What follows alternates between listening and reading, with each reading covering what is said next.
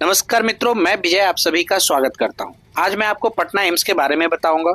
तो आप देख सकते हैं गेट के सामने कितनी गंदगी है, लेकिन आपको हॉस्पिटल के अंदर बिल्कुल ही साफ सफाई मिलेगा, कोई गंदगी नहीं। इसी गेट से पेशेंट जो हैं वो पटना एम्स ओपीडी की ओर जाते हैं और गेट के सामने ही आपको बहुत सारी बिल्डिंगें मिलेगी, जहाँ पे मेडिकल स्टोर है, दवा की दुकानें हैं, जहाँ आपको 15 से 20% डिस्काउंट पे दवा मिल जाएगा। रहने के लिए गेस्ट हाउस भी है और यहाँ पे बहुत सारे दवा दिलाने वाले एजेंट भी होते हैं। तो आप डायरेक्ट ही किसी दुकान में चले जाते हैं, दवा लेते हैं, तो वो ज़्यादा बेहतर है कि आप किसी एजेंट के थ्रू दवा लें।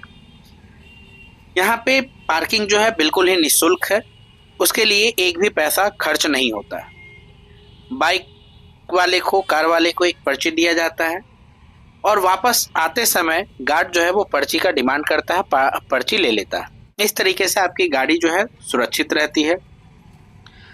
यहाँ पे दिखाने के लिए डेली हजारों की संख्या में लोग आते हैं। क्योंकि ठंड का मौसम है तो ठंड में कम लोग बीमार पड़ते हैं, इसलिए 2 से 3 हजार लोग आते हैं ठंड में, और गर्मी के मौसम में 5,000 7,000 इसके करीब लोग आते हैं। आप देख सकते हैं एम्स पटना ओपीडी कितना शानदार लग रहा है देखने में। यदि आप इस हॉस्पिटल में इलाज के लिए आते हैं तो जितना सुबह आएंगे उतना ही ज़्यादा अच्छा है, क्योंकि लेट आएंगे तो आपका नंबर जो है वो पीछे लगेगा, या नए पेशेंट हैं तो हो सकता है उस डिपार्टमेंट में जगह फुल हो जाए तो आपको नंबर भी ना लगेगा।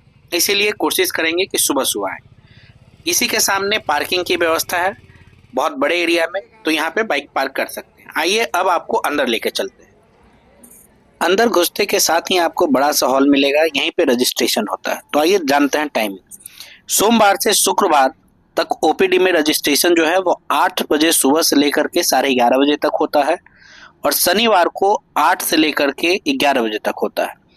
जो लोग आयुष्मान कार्ड से दिखाना चाहते हैं वो राशन कार्ड और आधार कार्ड लाएं, और जो 70 साल से ज़्यादा वृद्ध हो गए हैं उनको अपना आधार कार्ड लेके आना है। उन्हें वय वंदन योजना के तहत देखा जाए।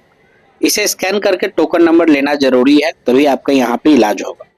तो आभा ऐप के जरिए आप इसे स्कैन कर सकते हैं। यहाँ पे रजिस्ट्रेशन होता है, यहीं पे एडमिशन होता है। चूंकि अभी टाइम जो है वो 11 से अधिक हो गया है, इसलिए भीड़ भाड़ नहीं है, नहीं तो बहुत भीड़ भाड़ होता है।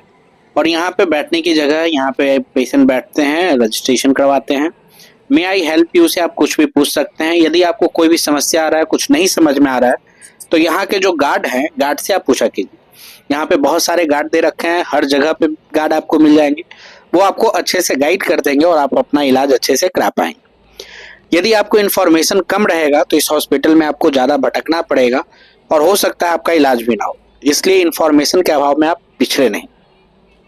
कभी कभी इन्फॉर्मेशन कम होने की वजह से परेशानी ज़्यादा बढ़ जाती है, तो कुछ भी ना समझ में आए तो गार्ड से ज़रूर पूछ ले। अपने आसपास के पेशेंट से भी पूछ सकते हैं, जानकारी ले सकते हैं, लेकिन गार्ड आपको अच्छे से गाइड करेगा। जहाँ पर आपने रजिस्ट्रेशन करवाया है उसी के बगल में यहाँ पे बोर्ड में लगा हुआ है कि किस फ्लोर पे कौन सा डिपार्टमेंट है।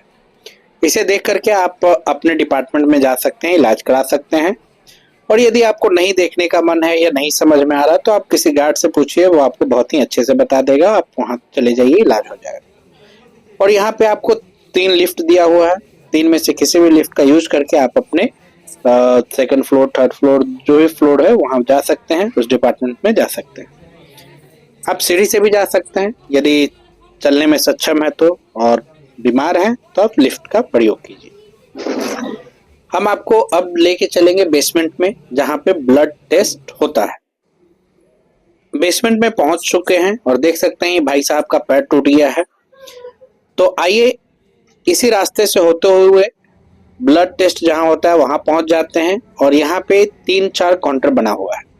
ब्लड टेस्ट होने के 2 से 3 दिन बाद आपको इसी काउंटर पे रिपोर्ट मिलेगा। तो आइए अब आपको अंदर लेके चलते हैं। और अंदर तो बहुत ज़्यादा ही भीड़ है, काफ़ी लंबी लाइन लगी है ब्लड टेस्ट के लिए। तो आप किसी भी डिपार्टमेंट में जाते हैं तो अधिकांश चांस है कि आपको ब्लड टेस्ट लिख ही दें, क्योंकि ब्लड टेस्ट से बहुत सारी बीमारियों का पता चलता है। कुछ ब्लड टेस्ट खाली पेट भी किया जाता है और कुछ जो है खाने के बाद भी किया जाता है। जैसे कि आप देख सकते हैं बोर्ड पे लिखा हुआ है कि भूखे पेट जांच के लिए मरीज जो है वो पानी पी सकता है। भूखे पेट जांच के लिए 8 से 10 घंटा भूखे रहना जरूरी है। जिस दिन का टोकन मिला है उसी दिन आपको देखा जाएगा। और ओटीजी और भी कुछ है जो कि आप पॉज करके पढ़ सकते हैं। तो देख सकते हैं कि एक डिपार्टमेंट में आ गया है, इस तरीके से लोग जो है लाइन लगाए हुए हैं। चूंकि टाइम काफी हो गया है, इसलिए आपको कुछ कम भीड़ दिख रहा होगा। अब हम आपको दूसरे डिपार्टमेंट में ले चलते हैं। देखिए इस तरीके से लोगों के लिए कुर्सी लगा है, और ये जो रास्ता है ये गैलरी है, ये आपको आईपीडी बिल्डिंग से जोड़ देता है। तो जिस बीमारी का इलाज जिस फ्लोर पे होता है, उसी फ्लोर पे उनको एडमिट करने की भी व्यवस्था होती है आईपीडी बिल्डिंग में।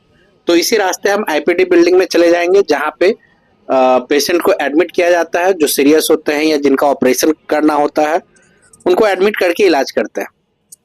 तो देख सकते हैं आईपीडी बिल्डिंग पहुंच चुके हैं, और आईपीडी बिल्डिंग की साफ सफाई जो है वो ओपीडी से और अधिक होती है। ऐसे तो ओपीडी भी काफी साफ सफाई रहता है। और ये देख सकते हैं ईएनटी वार्ड है, यहाँ पे नाक कान गले से एडमिट रहते हैं। ये इमरजेंसी है, जो भी इमरजेंसी केस होता है यहाँ पे एडमिट किया जाता है।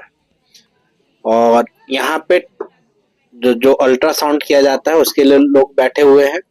इसमें भी अल्ट्रासाउंड के लिए काफी टाइम में डेट मिलता है, 2-2 3-3 महीने बाद का डेट मिलता है। तो बहुत सारे लोग जो है बाहर से करा लेते हैं, लेकिन बाहर से भी यदि आप कराते हैं, दिखाते हैं, तो जो डॉक्टर का फीस है वो आपका बचता है। अच्छे से इलाज हो जाता है पढ़े लिखे डॉक्टर से, इसका भी फायदा है। हालांकि कुछ डॉक्टर अच्छे नहीं भी होते हैं, लेकिन इसका मतलब ये नहीं है कि एम्स खराब है। एम्स हॉस्पिटल ठीक ठाक ही है गरीबों के लिए।